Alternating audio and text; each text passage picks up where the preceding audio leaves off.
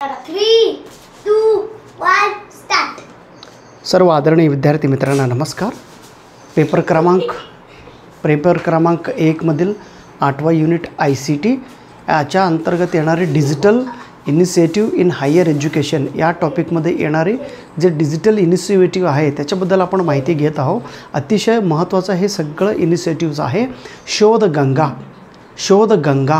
शोध म्हणजे सर्च करणे, शोध, गंगा म्हणजे river.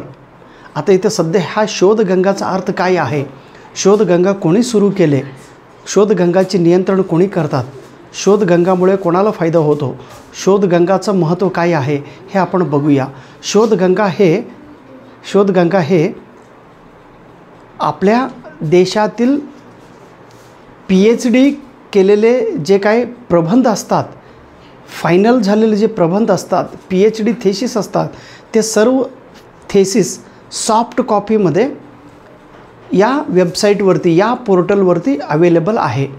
शोधगंगामध्ये it is an Indian thesis, it is a reservoir of Indian thesis. मोठा तळा असल्यासारखा मोठा हे भाग आहे. या भागात, या पोर्टलमध्ये भारत देशातील जे विद्यार्थी PhD पूर्ण केलेले आहेत त्यांचा फायनल झालेले, अवॉर्ड झालेले विद्यार्थ्यांचा PhD थेसिस या वेब पोर्टलमध्ये अपलोड करीत असतात शोधगंगा म्हणजे. आता हे शोधगंगाचा स्थापन 2011 रोजी झालेले आहे.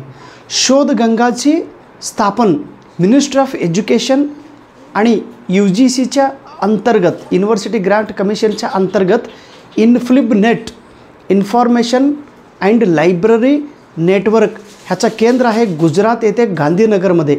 इन्फ्लिबनेट यांनी शोधगंगावर नियंत्रण करत असतात, शोधगंगांची मेंटेनन्स करीत असतात. 14 डिसेंबर 2023 रोजी या शोधगंगामध्ये 5 लाख PhD था सॉफ्ट कॉपी थेसिस संग्रह झालेले आहे. हे खूप मोठा अचिव्हमेंट आहे शोधगंगाची.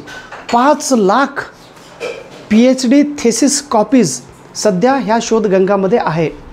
आणि आत्ता जर या डेटला जर आपण पाहिलो तर 5,24,686 PhD थेसिस या शोधगंगामध्ये अवेलेबल आहे.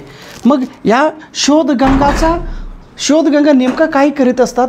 It is a digital repository of thesis and dissertation submitted to university in India. Bharat देशातील जे विद्यापीठ आहेत, प्रत्येक विद्यापीठाला जे PhD सबमिट झालेले अशा सर्व विद्यापीठांनी मिळून त्यांच्याकडे असलेलं सगळं PhDचा संग्रह केलेले PhD या शोधगंगामध्ये अपलोड केलेले आहे. तर हे शोधगंगा कशासाठी आहे तर it is a collection of PhD thesis on web portal. अतिशय इम्पॉर्टंट कन्सेप्ट आहे. पूर्णपणे नोटबुकमध्ये लिहून काढा. आता वेळ नाही काढायला, फक्त वाचन करून घ्या. नमस्कार.